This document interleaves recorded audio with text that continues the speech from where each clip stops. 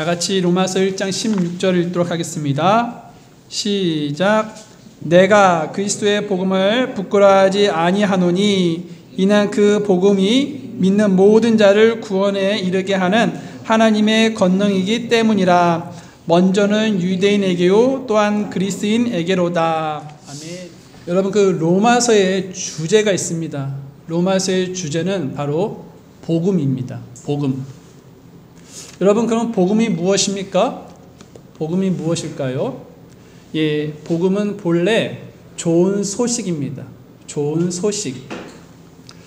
병으로 죽어가는 사람에게 좋은 소식은 무엇일까요? 바로 병이 완치되었다라는 소식이겠죠. 또 수험생에게 좋은 소식은 무엇일까요? 네, 시험에 합격했다는 소식이겠죠. 또 군인들에게 좋은 소식은 무엇일까요? 네, 오늘이 전역하는 날이다라는 소식이겠죠. 그러면 제 구렁텅이에서 허덕이며 고통을 겪고 살고 있는 인생에게 좋은 소식은 무엇일까요? 바로 예수 그리스도이십니다. 왜냐하면 예수님께서 세상 죄를 제거하시는 하나님의 어린 양이시기 때문입니다. 로마서 3장 10절에 의로운 자는 없나니 단 한 사람도 없나니 라고 말씀하고 있습니다. 또 로마서 3장 23절 말씀에 모든 사람이 죄를 지어 하나님의 영광에 이르지 못하더니 라고 이야기하고 있습니다. 즉 모든 사람이 죄인이다 라는 것을 말해주고 있는 것입니다. 그래서 모든 사람에게 필요한 그런 좋은 소식은 바로 예수 그리스도시라는 것입니다. 저와 여러분에게 필요한 좋은 소식은 때론 건강이 될 수 있을 것입니다. 또 승진이 될 수도 있습니다. 또 시험 합격이 될 수도 있습니다. 또 투자한 곳이 몇 배로 뛸 수 있는 그런 소식이 될 수도 있습니다. 그러나 진정으로 우리에게 필요한 복음은요, 이러한 시시한 것이 아니라 바로 예수 그리스도시라는 것입니다. 바울은 로마서 1장 2절에서부터 3절을 통해서 복음은 예수 그리스도 우리 주에 관한 것이다 라고 말씀해 주고 있습니다. 여러분, 복음은 예수 그리스도에 관한 것입니다. 그래서 복음은 예수 그리스도가 중심이고 예수 그리스도가 핵심이며 예수 그리스도가 복음 그 자체라는 것입니다. 그리고 예수님께서 행하신 일이 바로 복음이라는 것입니다. 그러면 예수님께서 무엇을 행하셨습니까? 고린도전서에서는요, 예수님께서 행하신 일을 한마디로 딱 요약해 주면서 말씀해 주고 있습니다. 고린도전서 15장 3절과 4절에 이런 말씀이 적혀 있지요. 성경 기록대로 그리스도께서 우리의 죄들로 인하여 죽으시고 묻히셨다가 성경 기록대로 셋째 날에 다시 살아나시고. 여러분, 예수님께서 모든 사람을 위하여 하신 것은요, 바로 십자가에서 모든 사람의 죄들로 인하여 피 흘려 죽으시고 묻히셨다가 셋째 날에 다시 살아나셨다는 일입니다. 이것이 바로 복음이라는 것입니다. 오늘 본문 앞절인 로마서 1장 15절을 보게 되면요, 바울은 내가 분량대로, 즉 기회가 닿는 대로, 다시 말하면 할 수 있는 대로 로마에 있는 너희에게 복음을 선포할 준비가 되어 있다라고 이야기하고 있습니다. 이것은 자신이 로마로 가고자 하는 강한 의지가 있음을 표출하는 것입니다. 그러면서 바울은 로마에 가고자 했던 이유를 16절에 밝히고 있는데요. 우리 다 같이 16절을 우리가 본문으로 삼았던 말씀을 다 같이 한번 읽어보겠습니다. 시작. 내가 그리스도의 복음을 부끄러워하지 아니하노니 이는 그 복음이 믿는 모든 자를 구원에 이르게 하는 하나님의 권능이기 때문이라. 먼저는 유대인에게요 또한 그리스인에게로다. 아멘. 예, 여러분, 바울은 지금 로마로 가고자 했던 이유가 관광이나 비즈니스가 아니라 복음을 위해서라고 말했다는 것입니다. 바울은 그리스도의 복음을 부끄러워하지 않았습니다. 그런데 여기서 사실 바울이 그리스도의 복음을 부끄러워하지 아니했다라는 것은요, 부정적인 표현이죠.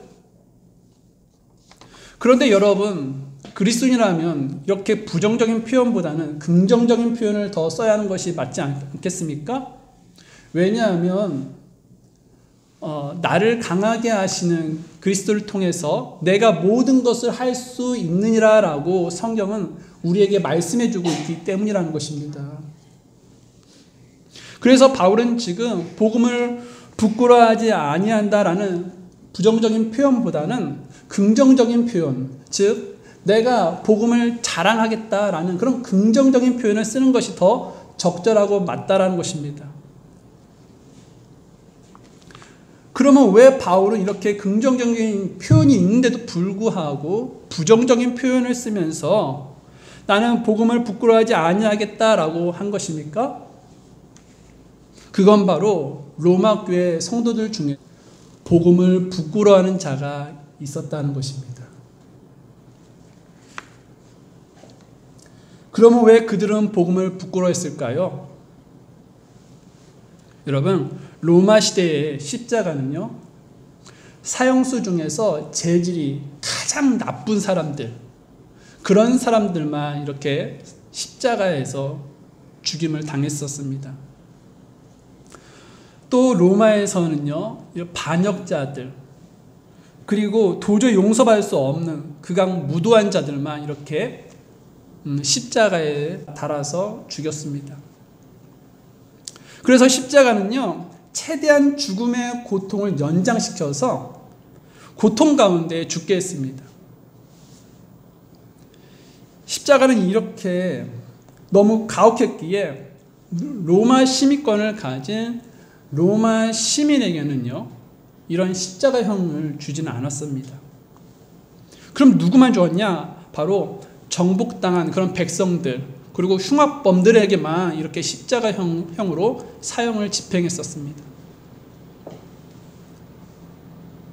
그래서 로마인들은 이 십자가를 생각할 때마다 저것은 자랑스러운 것보다는 수치였다는 것입니다. 이러한 생각들은 유대인들도 마찬가지였습니다. 유대인들은 나무에 달려 죽은 사람은 하나님의 저주받은 사람이라고 인식하고 있었습니다. 왜냐하면 신명기 21장 23절에 나무에 달린 자는 하나님께 저주받은 자니라라는 말씀이 있기 때문이라는 것입니다. 그래서 나무 십자가에 죽은 예수님을 믿는 것은 하나님께 저주받아 죽은 사람을 받아들인 것이기 때문에 유대인들에게는 참으로 그 십자가라는 것은 어리석었던, 그렇게 미련한 그런 것으로 인식이 되어 있었습니다. 그래서 고린도전서 1장 18절에 의하면 사람들은 복음을 어리석은 것으로 여겼음을 말해주고 있다는 것입니다. 이처럼 바울이 살던 시대에는 십자가는 부끄러운 것이었습니다. 결코 자랑할 수 없다는 것입니다. 그러나 오늘 본문에서 바울은요, 내가 복음을 부끄러워하지 아니하노니라고 했다는 것입니다. 즉 나는 복음을 자랑한다라고 말했다는 것입니다. 사실 여러분들도 알다시피 바울은 세상 기준에서 자랑할 것이 많은 사람이었습니다. 빌립보 3장 5절 잠깐 볼까요? 빌립보서 3장 5절 말씀을 보면서 바울이 왜 이렇게 세상에서 자랑할 것이 많은 사람인지 한번 이 빌립보 말씀을 통해서 한번 보도록 하겠습니다. 빌립보서 3장 5절 말씀을 여러분 잠깐 보시면 제가 읽어드릴게요. 나는 여드레째 되는 날 할례를 받았고, 여러분 여기서 지금 바울은 여드레째 할례를 받았다고 말하고 있죠. 이것은 그가 어렸을 때부터 율법에 따라 살았다라는 것을 의미하고 있습니다. 또 그는 이스라엘의 줄기에 속한 자라고 했다는 것입니다.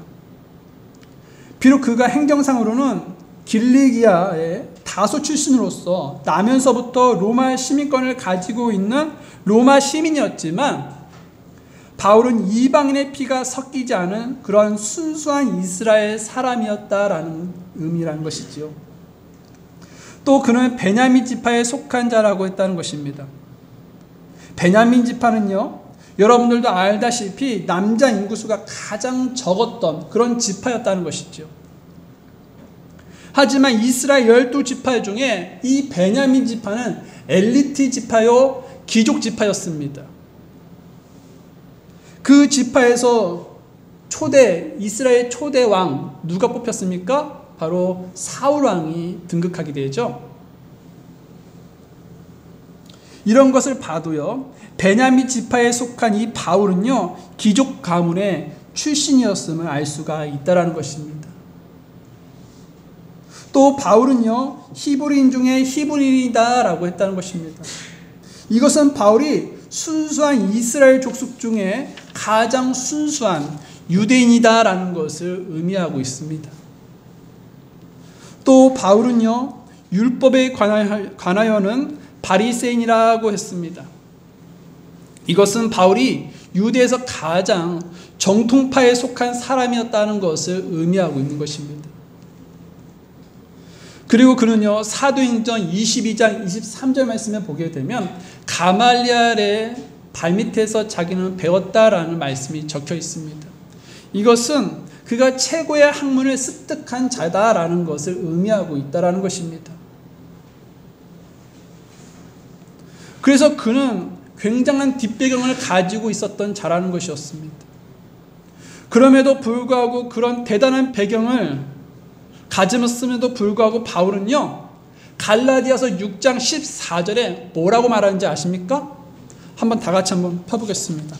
갈라디아서 6장 14절 말씀을 보게 되면 바울은 자신의 뒷배경을 자랑하기보다는 무엇을 자랑하고 있다는 것을 알 수가 있을 것입니다. 그것이 무엇인지 우리가 입으로 한번 읽어보면서 확인해 보겠습니다. 갈라디아서 6장 14절 말씀입니다. 갈라디아서 6장 14절 말씀. 자, 다 피신 줄 알고 읽겠습니다. 시작. 그러나 나는 우리 주 예수 그리스도의 십자가 외에 결코 어떤 것도 자랑할 수 없나니 그분으로 말미암아 세상이 나에 대하여 십자가에 못 박혀 있고 나 또한 세상에 대하여 그러하니라. 아멘. 네, 지금 바울은 무엇을 자랑하고 있습니까? 네, 지금 바울은요, 우리 주 예수 그리스도의 십자가 외에 결코 어떤 것도 자랑할 수가 없다라고 말을 하고 있다는 것입니다. 바울은 세상 기준으로 자랑할 것이 많은 사람이었습니다. 그러나 그는 오직 예수 그리스도만이 아는 자였고 또 예수 그리스도만이 자랑하겠다는, 그런 십자가만 자랑하겠다는 그런 고백을 한 자였다는 것입니다. 자, 그러면 우리는 어떻습니까? 저와 여러분은 복음을 부끄럽게 생각하십니까? 아니면 복음을 자랑스럽게 생각하고 계십니까? 사람은 부끄러우면 숨기려고 하죠. 제가 중학교 때 머리가 좀 많이 길렀는지 학생 중인 선생님한테 머리 지적을 받으면서 머리가 잘린 적이 한 번 있었습니다. 그때 너무나 깊게 잘랐는지 어쩔 수 없이 저는 삭발을 하게 되었는데, 삭발한 그 제 모습이 왜 그렇게 부끄러웠는지 고개를 들지 못하면서 제가 지낸 적이 있었습니다. 그러면서 동네에 다녀도 항상 얼굴을 가리면서 이렇게 다닌 그런 기억이 있습니다. 여러분, 사람은 부끄럽고 창피하면 어떤 것이든 다 감추려고 한다는 것입니다. 예수님을 믿는 것도 부끄럽게 생각되면 숨기려고 한다는 것입니다. 어떤 그리스도인은요, 세상과 어울려 살면서 직장이나 학교에서 그리고 가정에서 주님을 전하면 조롱당하고 거부당하고 따돌림당하는 것이 무서워서 또 두려워하여 자신이 예수님을 믿는 사람이라는 것을 숨기고 다닌다는 것입니다. 또 식사 자리에서 주위의 눈치를 보면서 식사 기도를 하지 않는 경우도 있고요. 또 주님을 전해야 할 때도 침묵하는 그런 경우도 있다는 것입니다. 이런 사람은 주님을 부끄러워하는 사람이라고 할 수 있을 것입니다. 자, 그렇다면 여러분은 어떻게 하고 있습니까? 자신이 그리스도인이라는 사실을 감추고 있지는 않으십니까? 상사가 따라주는 술, 나는 그리스도인인데 저 그리스도인입니다. 저는 술을 못합니다. 라는 말보다는 아유, 저 한 잔 주세요. 이런 모습이 여러분의 모습은 아니십니까? 또 동료들에게 복음을 전하기를 주저한 적은 없으십니까? 너 또 예수쟁이 너 또 왔어? 야, 나한테 말하지 마. 아이. 그런 것이 두려워서 주저하고 있지는 않으십니까? 만약 있다면 이 시간 이후부터 바울처럼요, 그리스도의 복음을 부끄럽게 생각하지 않기를 바랍니다. 자, 그러면 왜 바울은 복음을 부끄러워하지 않았습니까? 오늘 본문에서 바울은 복음을 부끄러워하지 않는 이유 3가지를 말하고 있습니다. 먼저 복음을 구원하는 하나님의 능력이기 때문에 복음을 부끄러워하지 않았다라는 것입니다. 우리가 다시 본문으로 돌아가 보겠습니다. 로마서 1장 16절 말씀입니다. 로마서 1장 16절 말씀 다시 한번 읽어볼까요? 시작. 내가 그리스도의 복음을 부끄러워하지 아니하노니 이는 그 복음이 믿는 모든 자를 구원에 이르게 하는 하나님의 권능이기 때문이라. 먼저는 유대인에게요 또한 그리스인에게로다. 아멘. 예, 여러분, 구원받는 말은요, 어려움이나 위험에 처해 있을 때 구출된다라는 뜻을 가지고 있습니다. 기독교에서 말하는 그런 위험이나 어려움은요, 바로 죄와 지옥을 말하고 있습니다. 여러분, 사람은 왜 죄와 지옥에서 구원받아야 하는 것입니까? 그것은 바로 하나님께서 사람이 아무도 멸망하지 아니하고 회개하고 돌아오기를 원하고 계시기 때문이라는 것입니다. 이를 잘 보여주는 예가 무엇이겠습니까? 누가복음 15장에 나와 있는 그런 탕자의 비유가 그 좋은 예일 것입니다. 탕자의 비유에 대해서 잠시 말씀을 드리겠습니다. 어떤 아버지에게 아들이 있었습니다. 그 아들은 아버지가 아직 죽지도 않았는데도 불구하고 유산을 물려달라며 졸라댔습니다. 아버지는 아들에게 유산을 물려주었습니다. 아들은 그 재산을 가지고 집에 나가서 허랑방탕한 생활을 하며 그 모든 재산을 다 허비하고 맙니다. 그리고 당시에 흉년을 맞아서 그는 되게 비참한 삶을 살게 되었습니다. 그는 돼지가 먹는 그런 곡식 껍질도 아무도 주는 자가 없기에 그는 굉장한 그런 굶주림을 처해 있었습니다. 이러한 처참한 인생을 체험한 후에 그는 후회를 했었습니다. 아니, 우리 아버지 댁에는 풍족한 빵이 많이 있는데 내가 여기서 굶어 죽는구나 라고 하면서 그는 후회를 하게 되었습니다. 여러분, 이것이 바로 하나님의 품을 떠난 인간의 삶이라는 것이지요. 이것이 바로 죄라는 것입니다. 탕자는 아버지를 떠났음이 죄라는 사실을 깨닫고 아버지께로 돌아왔습니다. 그래서 누가복음 15장 18절에서부터 20절에 이런 말씀이 적혀 있습니다. 내가 일어나 내 아버지께 가서 그분께 이르기를 아버지여 내가 하늘을 대적하여 죄를 짓고 아버지 앞에 죄를 지었사오니 더 이상 아버지 아들이라 불릴 자격이 없나이다. 나를 아버지의 품꾼 중 하나로 삼아 주소서 하리라 하고 일어나서 자기 아버지께로 가니라. 탕자는요, 아버지께로 돌아가 용서를 빌겠다고 생각하고 아버지께로 돌아갔다는 것입니다. 여러분, 하나님을 떠나 죄악의 방향으로 가는 길에서 돌이켜 하나님 아버지께로 가는 것이 바로 회개라는 것입니다. 탕자는 지금 회개하고 아버지께로 지금 돌아가고 있는 것입니다. 그런데 돌아온 탕자를 대하는 그 아버지의 모습, 그 아버지의 모습은요, 아들을 죄인으로 취급하지 않았다는 것입니다. 또한 거짓골을 하고 있는 그 아들을 부끄러워하지도 않았습니다. 아버지는 집 나간 아들이 보이자마자 버선발을 하고 아들에게 달려갔습니다. 그리고 아들을 껴안고 아들에게 입을 맞추고 아들에게 제일 좋은 그런 옷을 입히며 손에는 반지를 끼우고 또 발에는 신을 신겨 주었습니다. 게다가 아버지는 살찐 송아지를 잡고 잔치를 열어주었습니다. 이것은 아버지가 벌써 아들의 죄를 다 용서해 줬다라는 의미가 있다는 것이죠.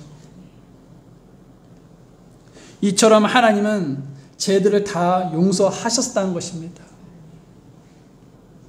그래서 하나님께로 돌아오기만 하면 되는 것입니다.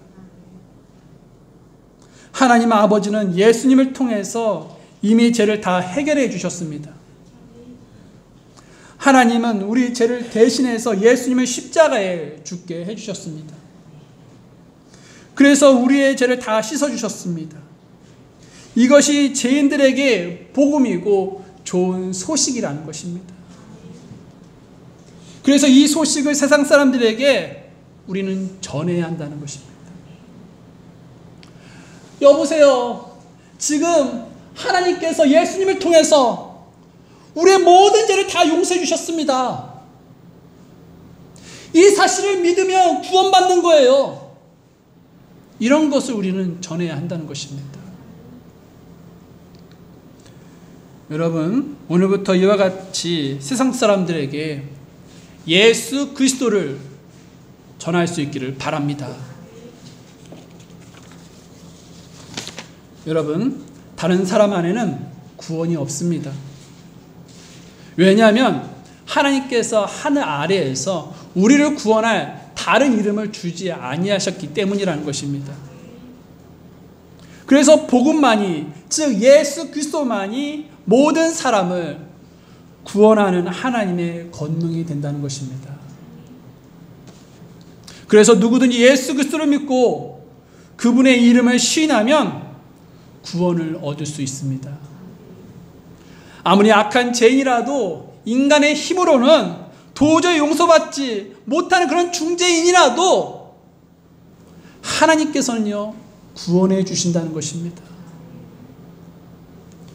1970년대요, 김대두라고 하는 그런 유명한 사람이 있었습니다. 김대두 하면 모르는 사람이 없었습니다. 그 70년대에. 그 사람은 유명 연예인도 아니고 또 유명한 정치가도 아니었습니다. 그는 17명의 사람을 죽인 사형수였습니다. 그런데 그가 교도소에서 사형을 기다리던 중에 예수님을 만나 구원을 받게 되었습니다. 그는 교도소에서 수갑을 찬 채 내가 믿은, 그러니까 그 김대두가 믿은 예수님을 다른 그런 죄수들에게 전해주기 시작했습니다. 이보세요, 예수님 믿으세요. 이 방에서도 예수님 믿으세요. 저 방에서도 예수님 믿으세요. 김대두는 복음 전도자로서 그 교도소에서 하나님께 사용받았습니다. 또 1990년도에는 김현양하면 모르는 사람이 없었습니다. 그는요, 살인 공장을 차려놓고 엽기적인 행각으로 사람들을 죽이는 그런 지존파 사건의 주인공이었습니다. 지존파 들어보셨죠? 그런데 그랬던 그가 김대두처럼 교도소에서 예수님을 만나고 구원을 받게 되었습니다. 그는 자신의 죄를 회개한 후 주님 앞에 매달렸습니다. 그리고 구원을 받고 그는요, 마지막 사형되던 날 이런 말을 남겼지요. 저 같은 사람도 예수 그리스도를 믿을 수 있다는 이 신비를 이 천하에 있는 모든 사람에게 전하고 싶습니다. 저는 구원받았음을 확신합니다. 저는 이 시간에 죽으면 천국에 가 있을 것을 확신합니다. 이것을 남겼다는 것입니다. 그리고 그는 마지막으로 여러분들도 모두 천국에서 만나기를 원합니다 라고 했다고 합니다. 여러분, 그리스도의 복음은 하나님의 권능이기 때문에 이와 같이 죄인이었던 그들이 회개하고 예수 그리스도를 믿고 구원 얻을 수 있었던 것입니다. 그래서 복음은 부끄러운 것이 아니라 자랑스러운 것이라는 것입니다. 바울은 고린도전서 1장 18절에 십자가를 선포함이 멸망하는 자들에게는 어리석은 것이로되 구원받은 우리에게는 하나님의 권능이니라 라고 말씀하고 있습니다. 여러분, 복음은 부끄러운 것이 아닙니다. 죄인을 구원받게 하는 하나님의 권능이라는 것입니다. 그러므로 복음을 부끄러워하지 마시고 자랑할 수 있기를 바랍니다.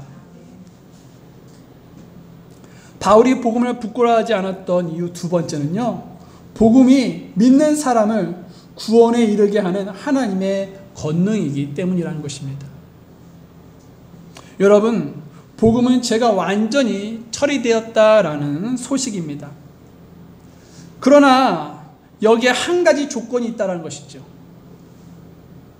그것이 무엇이냐면, 우리가 로마서 1장 16절, 다시 말하면 본문을 다시 한번 보시면 복음이 믿는 모든 자를 구원에 이르게 하는 하나님의 권능이라 라고 말했다는 것입니다. 여러분, 구원은 은혜로 거저 주지만 아무에게나 주지 않는다는 것입니다. 그럼 누구에게만 줍니까? 바로 하나님을 믿는 사람에게만 하나님은 선물로 구원을 허락하여 주신다는 것입니다. 그래서 요한복음 3장 16절 말씀에 여러분들도 너무 잘 알다시피 하나님께서 세상을 이처럼 사랑하사 자신의 독생자를 주셨으니 이것은 누구든지 그를 믿는 자는 멸망하지 않고 영존하는 생명을 얻게 하려 하심이라 라고 말씀하고 있다는 것입니다. 여기서 그를 믿는 자에서 그는 누구를 가리키고 있습니까? 바로 예수 그리스도이시죠. 많은 사람들은 오해와 착각하고 있는 것이 있습니다. 그것이 무엇이냐면 예수님께서 이 땅에 처음, 그러니까 인간의 몸을 입고 오셨을 때 그때 심판주로 오신 걸로 생각하고 있습니다. 그러나 여러분, 예수님은 처음에 오셨을 때 심판주로 오신 것이 아닙니다. 그러니까 다시 말하면 2000년 전에 예수님이 오셨을 때는 심판주로 오신 것이 아닙니다. 물론 예수님께서 이제 앞으로 다시 이 땅에 오실 것이죠. 그걸 여러분들 믿으시죠? 네, 그때는 예수님은 심판주로 이 땅에 오시는 것은 맞습니다. 그러나 예수님께서 인간의 몸을 입고 오셨던 그 2000년 전에는 세상을 멸망하게 오신 것이 아니라 죄인이 구원받고 영존하는 생명을 얻게 하기 위한 구세주로 오셨다는 것입니다. 여러분, 바울은 믿음으로 얻는 구원에 대해서 에베소서 2장 8절에 다음과 같이 말하고 있습니다. 너희가 믿음을 통해 은혜로 구원을 받았나니 그것은 너희 자신에게서 난 것이 아니요 하나님의 선물이니라. 구원은 하나님의 선물이라고 했습니다. 선물은 믿음으로 그냥 받기만 하면 되는 것입니다. 따라서 선물을 받기 위해서 우리가 손을 내밀죠. 이와 마찬가지로 구원은요, 선물을 받는 것처럼 우리의 믿음의 손을 내밀어야 한다는 것입니다. 예수님께서 이 땅에 오셔서 나의 죄를 위해서 십자가에서 달려 죽으심으로 나의 죄를 다 해결했다는 그 소식을 받아들이면 된다는 것이지요. 그런데 왜 하나님은 사람에게 구원의 선물을 주셨을까요? 그 해답은 사람은 스스로 구원받을 수 없기 때문이라는 것입니다. 여러분, 죄인이 스스로 하늘에 닿으려는 일은요, 마치 헤엄쳐서 태평양을 걷는 것과 같다는 것입니다. 우리나라에 물개라는 그런 별명을 가진 수영 선수가 있었습니다. 누구입니까? 조우련 선수입니다. 그는 한국과 일본에 있는 그 해협을 대한해협이라고 하는데, 그 해협을 헤엄쳐서 왕복했던 그런 자였습니다. 그러나 아무리 여러분 뛰어난 수영 선수도요, 태평양을 건너는 사람은 없다는 것입니다. 인간으로서는 도저히 불가능하기 때문이라는 것이죠. 여러분, 천국 가는 길이 이와 같습니다. 아무리 사람의 능력이 있어도, 사람의 힘이 있어도 사람의 힘으로는 천국 가는 것이 불가능하다는 것이죠. 또 아무리 사람이 착해도요, 천국 가는 것은 불가능합니다. 무거운 짐을 짊은 그 80대 노인 할머니가 그 지하철 깊은 그런 계단에 오르고 있을 때 그것을 짐을 한 2,000번 들어줬다고 해도 그런 사람은요, 구원받지 못합니다. 또 높은 학력을 가졌다고 해도요, 자신이 서울대를 나오고 카이스트를 나오고 연세대를 나오고 미국에 있는 하버드를 나와도 여러분, 천국 가는 것은 불가능합니다. 태평양을 건너는 방법이 있지 않습니까? 그 방법이 무엇이겠습니까? 배를 타거나 아니면 비행기를 타고 태평양을 건널 수 있다는 것이지요. 천국도 마찬가지입니다. 자신의 힘으로는 천국에 가라는 사람은 절대 불가능하지만 자신을 예수님께 맡겼을 때에, 즉 예수님을 믿었을 때에 그 사람은 천국 갈 수 있다는 것입니다. 구원은 믿음으로 말미암아 선물로 받는 것입니다. 이 부분이 명확하지 않으면 언제라도 구원의 그런 확신이 흔들리게 된다는 것이죠. 구원을 하나님께서 나를 위해 주셔서 죽으시고 부활하여 주셨음을 믿고 시인하기만 하면 되는 것입니다. 그러면 하나님께서 구원을 어떻게 주십니까? 선물로 우리에게 주신다는 것입니다. 요한복음 14장 6절을 보면요, 예수님께서 그에게 이르시되 내가 곧 길이요 진리요 생명이니 나를 통하지 않고는 아무도 아버지께로 올 자가 없느니라 라고 말씀하고 있습니다. 여러분, 예수 그리스도만이 구원이시고 예수 그리스도만이 길이시고 예수 그리스도만이 생명이시라는 것입니다. 예수님은 단 한 번도 자신이 길 중에 하나이고 진리 중에 하나이고 생명 중에 하나라고 말씀하지 않았습니다. 예수님은 자신이 하나밖에 없는 길이고 하나밖에 없는 진리이고 하나밖에 없는 생명이라고 하셨습니다. 그래서 누구든지 나를 믿지 않고는 아버지께로 올 자가 없다라고 말씀하신 것이죠. 많은 분들이 불교에도 이슬람교에도 천주교에도 어느 종교를 가지고 있던 그 종교로만 믿으면 구원받을 수 있다라고 하는 분들이 있습니다. 그러나 여러분, 속지 말아야 합니다. 예수님께서는 절대 그렇게 말씀하지 않았습니다. 예수 그리스도만이 길이고 진리고 생명이다라고 말씀하셨다는 것이죠. 예수 그리스도를 믿지 않으면 죄를 용서받을 수 없기에 영원한 생명을 얻을 수가 없습니다. 예수 그리스도를 통하지 않고는 구원이 없다라는 것이죠. 그런데도 오늘날 많은 사람이요, 그 길을 찾지 못하고 있다는 것이죠. 그 길을 모르는 사람이 참으로 많다는 것이죠. 그런데 여러분, 더 안타까운 것은 무엇인지 아십니까? 예배당에 나왔는데도 불구하고 내가 구원을 받았는지 안 받았는지 그런 확신이 갖지 못하는 사람이라는 것입니다. 우리들 중에 이와 같은 불쌍한 사람이 없기를 바랍니다. 더불어 예수님을 자신의 구세주로 믿고 사망에서 생명으로 옮겨졌다는 확신을 가지고 기쁘게 살아가기를 바랍니다. 바울이 복음을 부끄럽지 않았던 이유 세 번째는요, 복음은 믿는 모든 자를 구원에 이르게 하는 하나님의 권능이기 때문이라는 것입니다. 본문 하반절을 한번 보십시오. 여러분, 하반절에 먼저는 유대인에게요 또한 그리스인에게로다라고 적혀 있죠. 여러분, 이 말을 짧게 우리가 생각해 보면요, 그럼 뭐 유대인과 아니면 또 그리스도인만 이렇게 구원을 받을 수 있나? 라고 생각할 수 있을 것입니다. 하지만 그렇지 않습니다. 당시에요, 유대인들은요, 유대인 자신과 그리고 그리스인들 뿐만으로 생각했었습니다. 다시 말하면 유대인과 이방인, 그 이방인을 그냥 통칭해서 그리스인이라고 말을 하는 것입니다.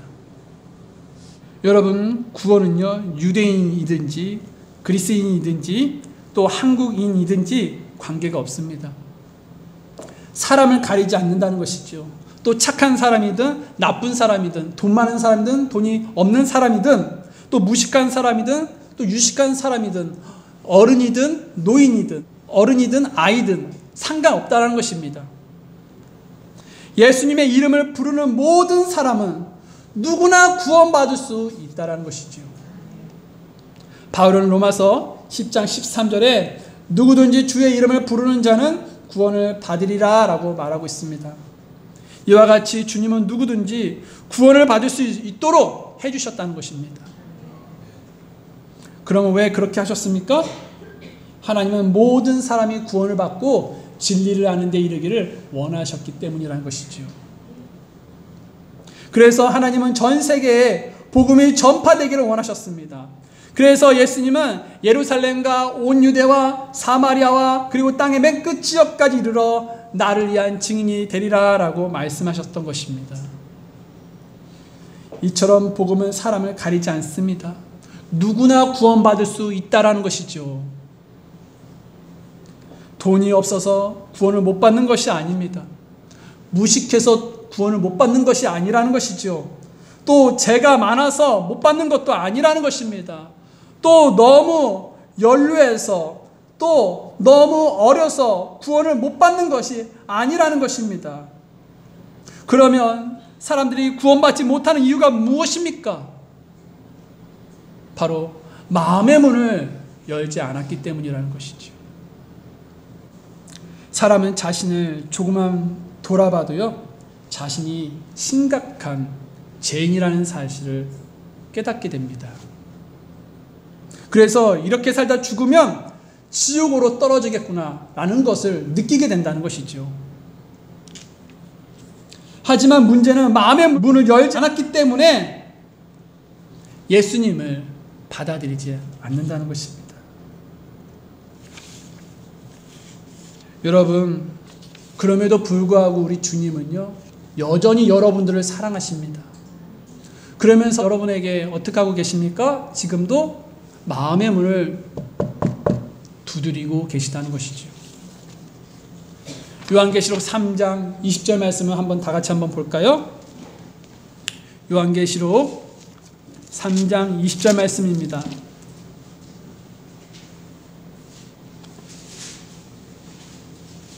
요한계시록 3장 20절 말씀, 다 같이 요한계시록 3장 20절 말씀 읽도록 하겠습니다. 시작. 보라, 내가 문에 서서 두드리노니 누구든지 내 음성을 듣고 문을 열면 내가 그에게로 들어가 그와 함께 만찬을 먹고 그는 나와 함께 먹으리라. 아멘. 오늘 주님은 여러분에게 마음의 눈을 두드리고 계십니다. 이 시간 마음의 문을 활짝 여시고 예수님의 사랑을 그대로 받아들일 수 있기를 바랍니다. 그래서 이 시간 우리 모두가 주 안에서 누리는 그런 기쁨과 평강을 받고 또 누릴 수 있기를 바랍니다. 우리 모두 자리에서 일어나겠습니다. 저는 여러분을 주님께로 초청합니다. 그리스도의 복음은요, 믿는 모든 자를 구원에 이르게 하는 하나님의 권능이다라고 말씀하고 있습니다. 그래서 그에게 복음은 부끄러워지 않는 것입니다.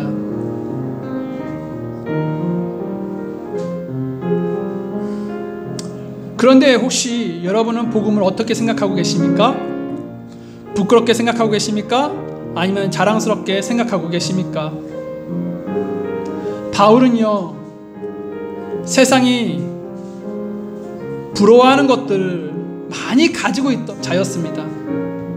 그러나 그런 것을 배설물로 여긴다라고 말을 하며 오직 복음만이 자랑스럽다라고 고백했습니다.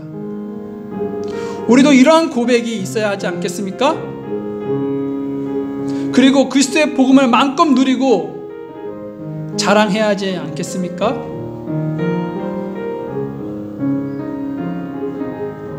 우리 중에 아직 구원받지 못한 분이 있을 거라고 생각됩니다.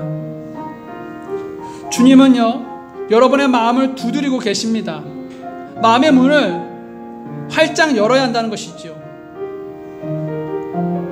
그리고 여러분이 죄인이라는 사실을 인정하시고 오직 예수님만이 여러분의 죄를 위해 십자가에서 죽으시고 땅에 묻히셨다가 3일 만에 여러분을 의롭게 하시려고 살아나신 그런 사실을 여러분 믿으십시오. 그러면 여러분은 지금 이 시간부터 하나님께서 여러분의 아버지가 되시고 예수님은 여러분과 함께 하시며 성령님은 여러분 안에 내주에 계실 것입니다. 이러한 큰 복을 누릴 수 있도록 이 시간에 주님을 의지하지 않겠습니까? 또 기도하지 않겠습니까? 주님은 여러분에게 예수님을 믿을 수 있는 그런 힘을 주시는 분이십니다. 이 시간 예수님을 의지하시기 바랍니다. 기도하겠습니다.